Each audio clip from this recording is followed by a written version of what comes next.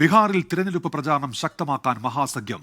RJD നേതാവ് തേജസ്വി യാദവിന്റെ തിരഞ്ഞെടുപ്പ് പ്രചാരണ പരിപാടികൾ നാളെ മുതൽ ആരംഭിക്കും. രാഹുൽ ഗാന്ധി, മല്ലികാർജ്ജുൻ ഖർഗെ ഉൾപ്പെടെ മുതിർന്ന നേതാക്കൾ മഹാസഖ്യത്തിനായി പ്രചാരണത്തിനിറങ്ങുമോ എന്ന കാര്യത്തിൽ ഇനിയും വ്യക്തത വന്നിട്ടില്ല. ബീഹാറിൽ നിന്ന് വിനീത VG വിവരങ്ങളുമായി ഇപ്പോൾ ചേരുന്നുണ്ട്. വിനീത, ഗുഡ് മോർണിംഗ്. ഈ പ്രചാരണ ചൂടിലേക്ക് എത്തുമ്പോഴും ഈ മഹാസഖ്യത്തിൽ എങ്ങനെയാണ് ഇപ്പോൾ കാര്യങ്ങൾ? NDAയുടെ പ്രചാരണം എവിടെ വരെ എത്തി? വിവരങ്ങൾ Vineetha. Very good morning Unmesh. മഹാസഖ്യത്തെ സംബന്ധിച്ചിടത്തോളം ഏറ്റവും വലിയൊരു പ്രതിസന്ധിയായിരുന്നു ഈ സീറ്റ് ധാരണയും ഒപ്പം തന്നെ സ്ഥാനാർത്ഥി നിർണയവും. ഈ രണ്ട് കടമ്പകളും കഴിഞ്ഞിപ്പോൾ ഇതാ പ്രചരണത്തിലേക്ക് എത്തിയിരിക്കുന്നു.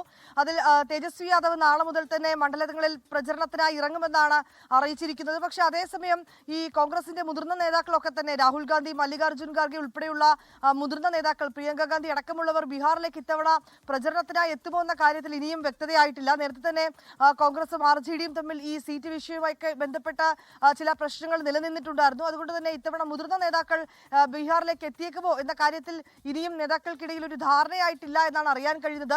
NDA സംബന്ധിച്ചിടത്തോളം ചില ആശയക്കുഴപ്പങ്ങളും ഈ മുഖ്യമന്ത്രി സ്ഥാനാർത്ഥിയെ കൃത്യമായി നിർണ്ണയിക്കാത്തതിലുള്ള പ്രശ്നങ്ങളും ഒക്കെ JDU ഉൾപ്പെടെ ഉണ്ട് എങ്കിൽ പോലും ഒറ്റക്കെട്ടായി തെരഞ്ഞെടുപ്പിനെ നേരിടുന്ന ഒരു പശ്ചാത്തലം തന്നെയാണ് നിലവിൽ ബീഹാറിലുള്ളത്. അതുകൊണ്ട് തന്നെ ഈ ആദ്യഘട്ടത്തിൽ തന്നെ വളരെ കൃത്യമായി സ്ഥാനാർത്ഥി നിർണ്ണയം നടത്താനും ഈ സീറ്റ് വിഭജനം നടത്താനും ഒക്കെ തന്നെ NDAക്ക് കഴിഞ്ഞിട്ടുണ്ടായിരുന്നു. തൊട്ടു പിന്നാലെ ഇതാ അവർ പ്രചരണത്തിലേക്ക് കൂടി കടന്നിട്ടുണ്ട്.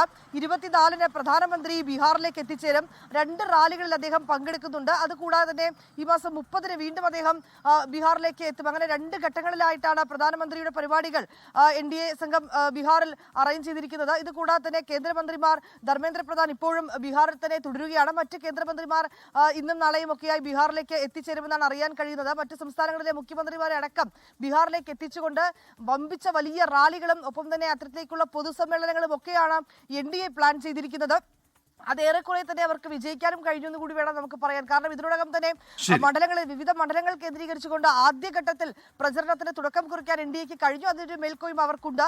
പക്ഷേ ഇത് കൂടാതെ തന്നെ ആം ആദ്മി പാർട്ടി 130-ലധികം സ്ഥാനാർത്ഥികളെ വിവിധ മണ്ഡലങ്ങളിലായി പ്രഖ്യാപിച്ചിട്ടുണ്ട്.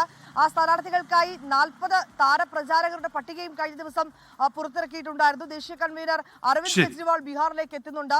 ഒപ്പം തന്നെ മറ്റ് അതിഷ് ഉൾപ്പെടെയുള്ള മറ്റ് നേതാക്കളൊക്കെ തന്നെ ബീഹാറിലേക്ക് ആം ആദ്മി പാർട്ടിക്കായി പ്രചരണത്തിനായി എത്തിച്ചേരും. ഇങ്ങനെ വിവിധ പരിപാടികൾ ആം ആദ്മി പാർട്ടിയും ബീഹാറിൽ പൊതുസമ്മേളനങ്ങളടക്കം തയ്യാറാക്കിയിട്ടുണ്ട്. പക്ഷേ അതേസമയം മഹാസഖ്യത്തെ സംബന്ധിച്ചിടത്തോളം ഈ പ്രചരണവുമായി ബന്ധപ്പെട്ടുകൊണ്ടുള്ള ചില ആശയക്കുഴപ്പങ്ങൾ ഇപ്പോഴും നിലനിൽക്കുകയാണ്. അതിനോടകം തന്നെ ഇന്നലെ 1ാം ഘട്ട നാമനിർദ്ദേശ പത്രിക നൽകിയതിൽ പിൻവലിക്കുന്നതിനുള്ള അവസാന സമയമായിരുന്നു. അതിൽ 61 പേർ നാമനിർദ്ദേശ. ശരി വിനീത, ഇപ്പോഴും മഹാസഖ്യത്തിൽ ആശങ്കകൾ നിലനിൽക്കുന്നു എന്നാണ് വിനീത VG റിപ്പോർട്ട് ചെയ്യുന്നത് ബീഹാറിലെ പട്നയിൽ നിന്ന്.